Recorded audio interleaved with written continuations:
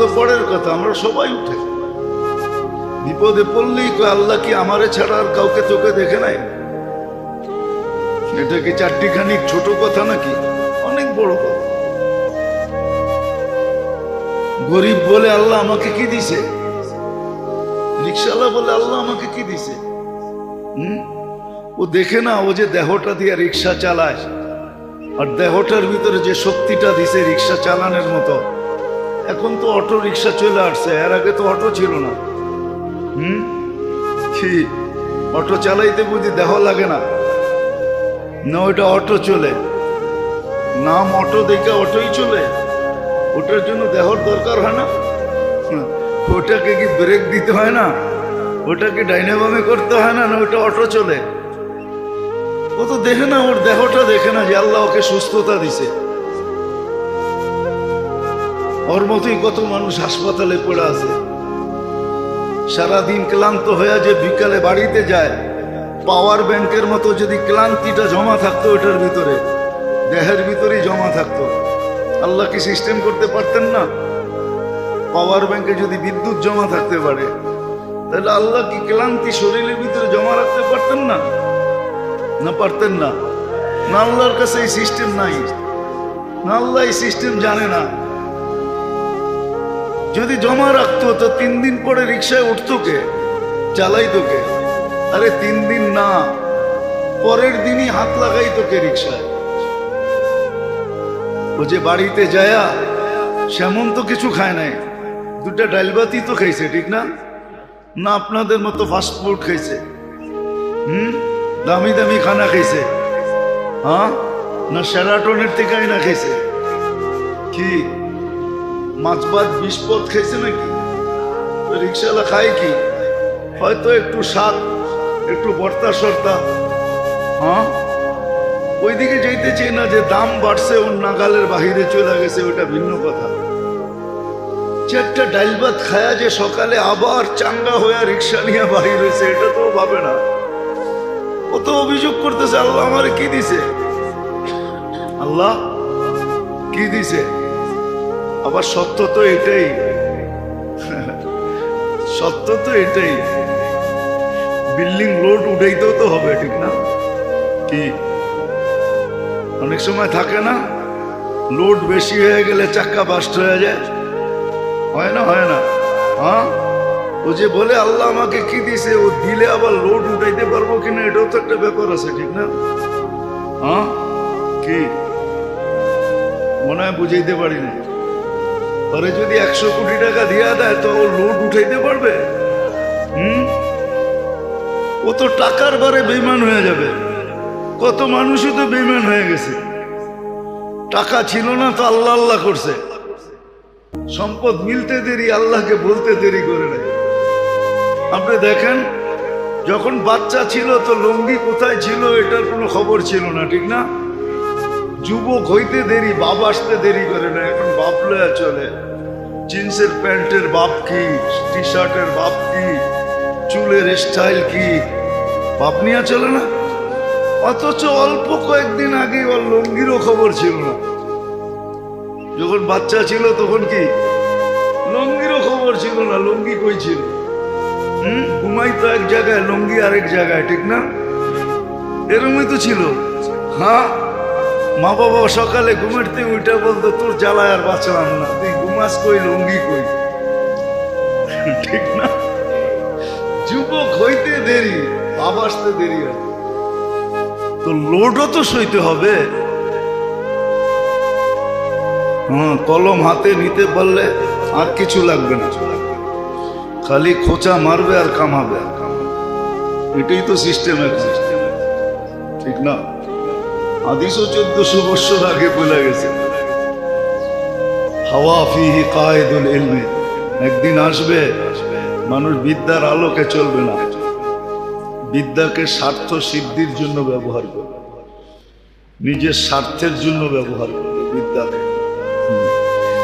আর বিদ্যার রশি বড় মজবুত, দুনিয়ার কোনো মেশিন নাই এই রশি কাটার, সেটা কাটার একটাই রশি আছে, ওটা দিলেই রশি কেটে যাবে, এছাড়া রশি কাটবে। মনে হয় বুঝাইতে পারি না। আবার এটাও বলে দিছে কবিলাতির রসা, একদিন আসবে অ্যাসেম্বলিতে পাশ হবে না, সংবিধানে থাকবে না, কিন্তু ঘুষ রীতিতে নীতিতে রূপান্তরিত হবে। কোন অ্যাসেম্বলিতে পাশ হবে না, আর কোন সংবিধানও লেখা থাকবে না, কিন্তু ঘুষ ছাড়া কিছু চলবে না। 1400 বছর আগে বলছে। আর মুসলিম সমাজের জন্য বলছে, কোন কাফের সমাজের জন্য না। আল্লাহ এরকম ক্ষুদ্র জিনিস দিয়ে, আল্লাহ নিয়মই এরকম। আপনি ভাবলে দেখবেন, আবাবিল তো চেনেন না, আমাদের দেশে সচরাচর এই পাখি নাই। আমাদের দেশে ছোট থাকলে আছে চড়াই, ঠিক না? আবাবিল চড়াইয়ের চেয়েও ছোট, কিন্তু হাতি মারার জন্য আল্লাহ আবাবিলকে নির্বাচিত করছে। হাতি মারার জন্য আরেকটা হাতি মার্কা পাখি নির্বাচিত করে নেয়, উট পাখি নির্বাচিত করে নেয়। বিবেক বলে হাতি মারার জন্য উট পাখি দরকার ছিল, ঠিক না? কি মোটামুটি কাছাকাছি হইতো, ঠিক না? হ্যাঁ, কি লজিক তো এটাই বলে। সামনে যত বড় শক্তি, আমাকেও ওর চেয়ে বড় শক্তি নিয়ে দাঁড়াইতে হবে, ঠিক না? এটাই তো লজিক বলে। কিন্তু আল্লাহর লজিক ভিন্ন। মানুষের লজিক হইলো এটা, সামনে যত বড়, তুমি আর চেয়ে বড় হয়ে দাঁড়াও, তাইলে প্রতিরোধ করতে পারবে। কিন্তু আল্লাহর লজিক ভিন্ন। আল্লাহর সামনে যে দাঁড়াবে, তো আল্লাহ ক্ষুদ্র জিনিস নিয়ে দাঁড়াবে। দেখেন আপনি, নমরুদি শক্তি 800 বৎসরের রাজত্ব, 400 বৎসর টানা, আর সারা দুনিয়ার উপরে রাজত্ব। নমরুদের রাজত্ব পুরো মানব জাতির উপরে ছিল, যদিও তার ক্যাপিটাল বহুত দূরে ছিল। ক্যাপিটাল এক জায়গায় ছিল, কিন্তু রাজত্ব ছিল 4 জনের ভিতরে নমরুদ একজন, যাকে আল্লাহ সারা দুনিয়ার রাজত্ব দিয়েছে। কিন্তু তার বিরুদ্ধে আল্লাহ দাঁড় করাইছে মশাকে। দুনিয়ার লজিকের বিলকুল উল্টা। দুনিয়ার লজিক বলে সামনেওয়ালা এক মুখা দিছে, তুমি 3টা মারো, তাইলে তুমি বোঝা যাবে পাওয়ারফুল।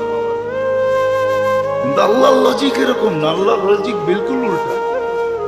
মানুষ ভাবে না। তো আল্লাহ মশাকে নির্বাচিত করছে নমরুদি বাহিনীকে মারার জন্য, আর কিছু না, শুধু মশা। নমরুদের জন্য মশা। আবার ভালো মশা যদি হইতো, তাহলে মনটাকে বুঝাইতে পারতাম, তাও ল্যাংরা, পাও নাই। হাসার জন্য না, ভাবার জন্য। এটা এই জন্য দিছে, ভাবো, তাহলে তোমার বিবেকের পর্দা খুলবে। মুসলমান আজকে ভাবে না, এই জন্য বিবেকের পর্দা খোলে না। আমাদের বিবেকও প্যাক করা, ডিব্বায় ভরা, বক্সে ভরা আমাদের। তো আল্লাহ ল্যাংরা মশাকে নির্বাচিত করছে, হাতি মারার জন্য আবাবিল নির্বাচিত করছে। আল্লাহর সিস্টেমই এরকম।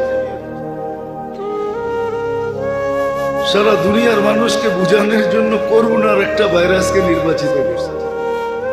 800 কোটি মানুষকে বুঝানোর জন্য চোখে দেখা যায় না, মাইক্রোস্কোপ দিয়েও দেখা যায় না, ওটারে জুম করতে হয়, বড় করলে তারপরে দেখা যায়, এছাড়া দেখা যায় না। ওটাকে নির্বাচিত করছে। মানুষের ভিতরে যখন অহংকারের গ্যাস ভর্তি হয়, আল্লাহ বুঝানোর জন্য ব্যবস্থা করে। ক্ষুদ্র থেকে ক্ষুদ্র জিনিস দিয়ে আল্লাহ বোঝায়, আর জিরু করে বোঝায়। 2020 সারা দুনিয়া জিরু ছিল। করোনা যখন শুরু হয়, তখন সারা দুনিয়া জিরু। না জিরু ছিল না হিরু ছিল? হ্যাঁ, জিরু ছিল। যারা সারাদিন ঘুরতো, বস্তিতে থাকতো, ওদের ভিতরে কোনো প্রভাবই পড়ে নাই। আর যারা দুনিয়ার সবচেয়ে সুরক্ষিত ছিল,